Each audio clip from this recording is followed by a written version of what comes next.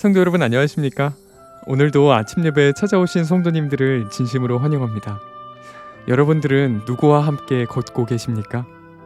우리의 걸음은 함께하는 사람에 따라 달라지는데요. 신앙도 마찬가지인 것 같습니다. 대화의 분위기, 인간관계 하나가 믿음의 방향을 바꾸기도 하는데요. 오늘 말씀을 통해 하나님께서 기뻐하시는 인간관계가 무엇인지 배우는 귀한 시간 되시길 바랍니다. 이제 기도하겠습니다. 하늘에 계신 아버지, 오늘도 예배의 자리로 불러주시고 말씀 앞에 서게 하시니 감사합니다. 오늘은 어떤 친구와 사귀어야 하는지에 대한 말씀을 듣겠습니다. 누구와 함께 걷고 무엇을 가까이 할지 지혜롭게 구별하는 마음을 허락하여 주시옵소서. 말씀을 전하시는 목사님을 붙잡아 주셔서 흔들리지 않도록 인도해 주시옵시고, 말씀을 듣는 모든 성도들이 말씀에 순종함으로 응답할 수 있도록 도와주시옵소서. 예수님의 이름으로 기도드립니다. 아멘. 오늘 저희가 함께 묵상할 제목은 친구 선택입니다. 이제 목사님께서 교제를 통해서 권면의 말씀을 전해주시겠습니다.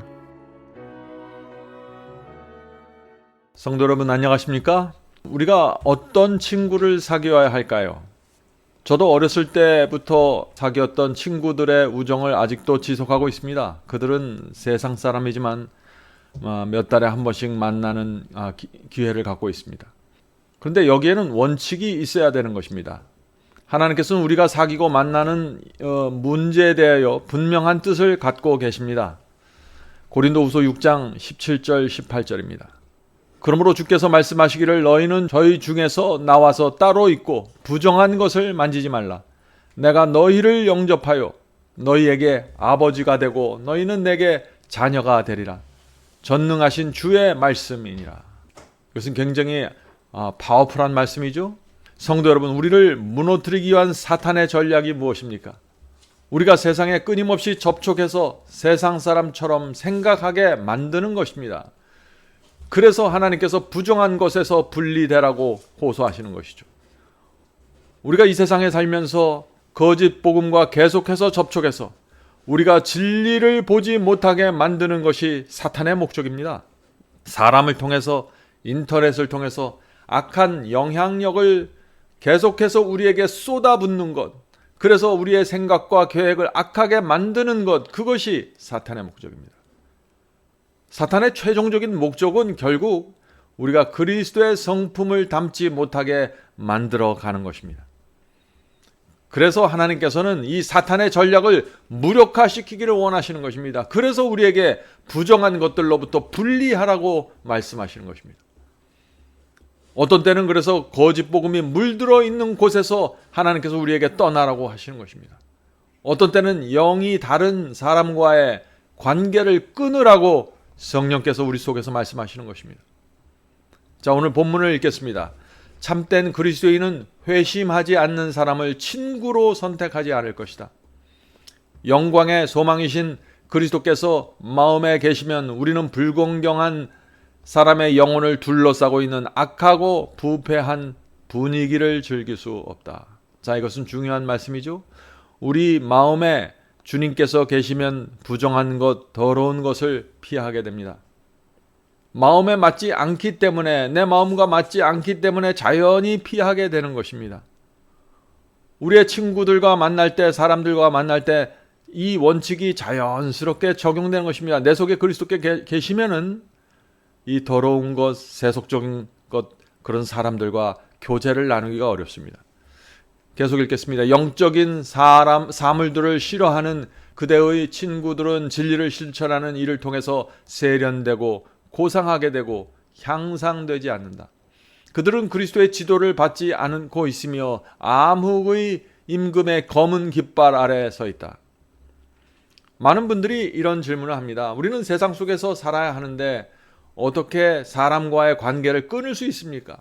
신앙이 다른 친구와의 관계도 우리가 끊어야 하나요? 세상 사람과의 모임에선 어떤 태도를 취해야 합니까? 이것은 아주 실제적인 질문이죠. 종교개혁자 요한 웨슬러는 이렇게 대답했습니다. 우리가 거듭나지 않는 사람과 우정을 나누고 관계를 갖는 세 가지 경우가 있습니다. 첫째는 그리스도인의 예절과 예모를 지켜야 할 때 우리는 사람들과 대화를 하고 관계를 맺게 되는 것입니다. 그때 친절하고 온유하게 대화를 나눠야겠죠. 두 번째는 비즈니스나 직장에서는 사람들과 일과 관련해서 관계를 맺을 수밖에 없는 것이죠. 자, 세 번째 우리가 관계를 맺는 분들 누구냐 하면은 상대방에게 복음과 구원을 소개할 수 있는 가능성이 보일 때 우리는 관계를 맺는 것입니다. 자, 그렇다면 이런 질문이 또 있을 수 있는 것입니다. 내 친구가 복음과 말씀에 관심을 나타내지 않을 때는 끊어야 할까요? 라는 질문입니다. 그것은 상황을 잘 판단하셔야 합니다. 내가 그 친구에게 선한 영향을 주고 있는지 아니면 악한 영향을 내가 받고 있는지 판단하셔야 하는 것입니다. 만날 때마다 악한 영향을 받게 되고 쓸데없는 대화로 시간을 소모하게 되는데 그 사람과의 관계를 이어갈 이유가 있을까요? 없는 것입니다.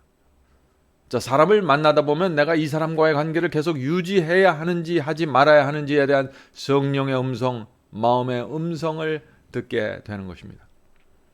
그래서 저 역시 세상에서 사귀었던 그런 친구들을 만날 때마다 느끼는 것은 이 친구들을 얼마나 내가 자주 만나야 될까, 또 만날 때 내가 어떤 영향을 주어야 될까 기도하고 고민하면서 만날 수밖에 없는 것입니다. 계속 읽겠습니다. 하나님을 두려워하지도 사랑하지도 않는 사람들과 교제하는 것은 그대가 그들을 예수께로 인도할 목적으로 사귀고 있지 않는 한 영성에 이롭지 못할 것이다.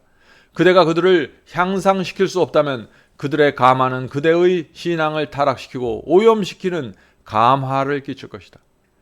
그대가 그들을 친절하게 대하는 것은 옳은 일이지만 그들과 교제하기를 좋아하고 교제하기로 선택하는 것은 좋지 못하다. 이는 그들의 영혼을 애워싸고 있는 분위기를 선택한다면 그대는 그리스도와 동행하지 못할 것이기 때문이다. 자, 친구들과 사귀는 것, 사람들과 교제 나누는 것 원칙은 분명하죠? 내 영성에 해를 주고 부정적인 영향을 주는 관계는 피해야 하는 것입니다. 그래서 바울이 너희는 저희 중에서 따로 있고 부정한 것을 만지지 말라고 한 것입니다. 자, 이제 질문을 생각해 보겠습니다. 자, 하나님께서 이렇게 악한 영향력을 주는 사람들이나 물건으로부터 분리하라고 하는데 왜 사람들이 그 더럽고 악한 것에서 분리하려고 하지 않을까요? 왜 거짓 복음과 악한 것들에서 분리하지 않을까요? 거기엔 이유가 있겠죠? 이유는 분명합니다. 사람에게 인정받기를 좋아하기 때문입니다. 내가 다수에 속하기를 원하고 안일한 삶을 살기 원하기 때문에 내가 부정한 것, 부정한 사람들, 부정한 잘못된 복음들로부터 떠나질 않는 것입니다. 넓은 길을 원하기 때문이죠. 성도 여러분, 조심해야 합니다. 악한 영향을 주는 사람이나 물건으로부터 분리되지 않으면 결국 그런 사람들은 사탄의 편에 서게 됩니다.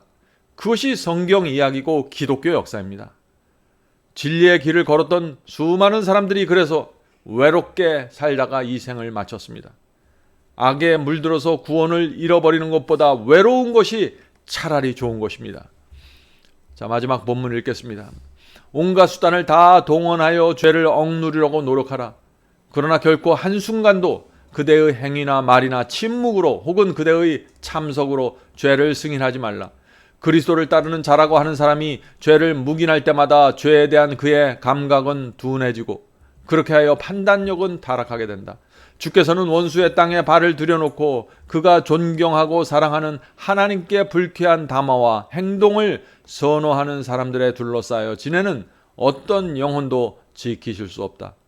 향상시켜주는 경향을 가진 사람, 순결하고 거룩한 분위기에 둘러싸여 있는 사람에게 가깝게 달라붙어 있어라. 이것은 참 중요한 말씀이죠. 우리가 주님께 가깝게 달라붙어 있어야 합니다. 그러나 우리가 이 세상에 살면서 사람들을 접촉하고 만나야 하기 때문에 내게 영적으로 도움이 되는 사람들, 그런 사람들과 적극적으로 교제를 나눠야 되는 겁니다. 영적인 친구를 찾아야 하는 것입니다. 계속 읽겠습니다. 하나님께서는 그대의 심령에 더욱 가까이 다가가시고 생각에 더 많이 계실 것이다. 왜냐하면 그대가 세상과 절교했고 진리에서 그대를 떠나야 할 가마들과 절교했기 때문이다. 그렇게 한다면 그대는 사탄의 올무들에 훨씬 덜 둘러싸일 것이다. 성도 여러분, 하나님께서 아브라함을 그 이방인들이 사는 그 고향에서 불러내셨습니다. 왜 불러내셨을까요? 왜 친구들과 친척들을 다 놔두고 떠나라고 말씀하셨을까요? 하나님께서는 이 아브라함에게 특별한 훈련을 시켜주시길 원하셨던 것입니다. 아브라함은 지금보다 더 나은 영적인 형편으로 올라가야만 하는 것입니다. 훈련이 필요했던 것입니다. 그래서 장소를 바꾸기로 결정하신 것입니다. 하나님께서 거기서 나오라고 하실 때 떠나야 하고 끊어야 하는 것입니다. 말씀을 읽고 기도하면 성령께서 언제 어떻게 우리를 인도해 주실지 우리가 알게 됩니다. 내가 떠나야 될 때를 알려주시고 끊어야 할 것들이 무엇인지 보여주시는 것입니다. 성도 여러분, 저도 제 인생에서 몇 번 떠나야 했습니다. 오래전에 주께서 말씀대로 살려면 내가 붙잡고 있는 거 다 버리고 떠나라고 하셨습니다. 처음 주님을 영접했을 때 저는 이 부르심을 받은 것입니다. 그때 정말 두렵고 고통스러웠습니다. 밤에 잠이 오지 않았습니다. 말씀을 통해서 진리가 무엇인지 깨달았는데 그 상태 그대로 살 수가 없었던 것입니다. 성령께서 제 마음을 괴롭히셨죠. 빨리 떠나라고 호소하셨습니다. 그래서 말씀을 붙잡고 떠나기로 결정했습니다. 저 같은 경우에는 장소를 옮겼습니다. 테네시 조용한 시골에 갔는데 저는 거기서 제가 평생 살 줄 알았습니다. 그런데 몇 년 후에 하나님께서 다시 말씀을 찾아서 다시 떠나라고 말씀하셨습니다. 또다시 두려웠습니다. 이제 겨우 친구가 생겼고 환경에 익숙해졌는데 다시 짐을 싸고 떠나야 했습니다. 조지아주로 갔습니다. 그때 저는 거기서 예수께서 재림하실 때까지 나는 이제 이곳에서 살 것이라고 믿었습니다. 그런데 그렇게 되질 않았습니다. 여러 해가 지나면서 하나님께서 또다시 저를 부르셨습니다. 저는 또다시 떠날 수밖에 없었습니다. 성도 여러분, 지금 제가 무엇을 얘기합니까? 우리가 처음 받았던 그 빛을 그대로 고집하고 거기에 남아있으면 움직이지 않으면 어떻게 될까요? 우리가 붙잡고 있던 것들을 끝까지 고집하면서 나는 또 다른 빛을 받지 않겠다고 고집하면 어떻게 될까요? 컴컴한 어둠 속에 남아있을 수밖에 없는 것입니다. 저 역시 여기까지 올 수 없었을 것입니다. 주께서 부르셨을 때 계속해서 밝은 빛을과 말씀을 찾아 움직이지 않았다면 말씀이죠. 성도 여러분, 의인은 빛을 따라 움직이는 사람들입니다. 잠언서 4장 18절에 그 말씀이 있죠. 잠언서 4장 18절. 의인의 길은 돋는 햇볕 같아서 점점 빛나고 원만한 광명에 이르거니와. 성도 여러분, 의인이 가는 길은 빛이 밝아질 때 따라가는 사람들입니다. 처음에 아침빛을 보고 예수님을 믿고 교회에 다니게 됩니다. 그 빛은 아주 밝은 빛은 아닙니다. 그런데 그 빛은 가만히 있지 않죠. 시간이 지나면서 점점 더 광명한 빛으로 밝아지는 것입니다. 의인은 그 움직이는 그 빛을 따라가는 사람들입니다. 의인은 한자리에 주저앉아 있는 사람이 아닙니다. 어떤 사람들은 나는 이 교파에서 일평생 있었다라고 자랑하지만 그것은 자랑이 아닐 수가 있는 것입니다. 왜냐하면 빛은 움직이기 때문에 그렇죠. 성도 여러분, 하나님께서 말씀의 빛을 주시면서 거기서 나오라고 말씀하실 때마다 따라가는 사람이 의인입니다. 하나님께서 말씀을 주시면서 부르실 때 여러분이 붙잡고 있는 것을 내려놓고 빛을 향해 나가야 하는 것입니다. 그것이 의인의 길입니다. 자, 그런데 주께서 부르실 때 따라가려면 꼭 필요한 것이 하나가 있습니다. 그것이 무엇일까요? 그것은 말씀입니다. 반드시 말씀의 인도를 받아야 합니다. 어떤 분들은 말씀이 없이 그냥 이리저리 자꾸 옮겨 다닙니다. 이 기도원 갔다가 저 기도원 갔다가 하면서 길을 잃어버리는 것입니다. 말씀을 따라가는 것입니다. 중요한 것은 말씀입니다. 말씀을 공부하셔야 합니다. 매주 예배드리고 성경을 나 혼자서 통독하는 것으로는 부족합니다. 말씀을 체계적으로 공부해야 합니다. 내가 믿고 있는 모든 것을 하나님의 말씀으로 확인해야 하는 것입니다. 그렇게 할 때 주께서 우리를 점점 더 밝은 빛으로 인도해 주시고 보여주시는 것입니다. 오늘도 우리 모두 어린 양이 인도하는 대로 따라가게 되길 간절히 바랍니다. 자, 기도하겠습니다. 하늘에 계신 저희들의 아버지, 저희 주변에 부정한 것들이 많고 끊어야 될 것들이 있습니다. 주께서 보여주시고 알려주실 때 저희 중에 떨어져 나와 따로 서서 분리될 수 있도록 도와주시옵소서. 하늘에 계신 아버지, 그렇게 할 때 여러 가지 어려움이 생기고 친구들 사이에 외로움이 생기고 여러 가지 문제가 생길 수 있습니다. 그러나 저희가 주께서 원하시면 그 길을 가기 원하니 도와주시고 인도해 주시고 보여주시옵소서. 하늘에 계신 아버지, 저희가 저희의 남은 삶을 주 앞에 드리길 원합니다. 주께서 인도하는 대로 따라가길 원합니다. 빛이 움직이는 대로 저희도 움직이길 원합니다. 주여, 가르쳐 주시고 말씀으로 저희를 양육시켜 주시옵소서. 오늘 아침 예배드리는 성도들에게 함께해 주셔서 이 남은 생애가 말씀으로 인도될 수 있도록 도와주시옵소서. 말씀 없이 움직이지 않도록 도와주시옵소서. 오늘 하루 주께서 성령으로 저희의 발길을 인도해 주시고 저희의 마음에 하늘의 평안을 새겨 주시옵소서.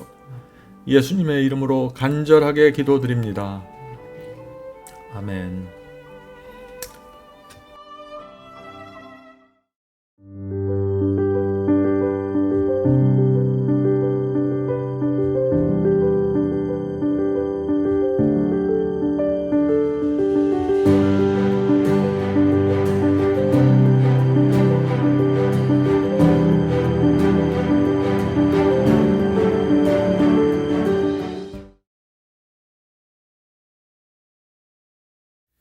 복의 근원 강림하사 찬송하게 합소서.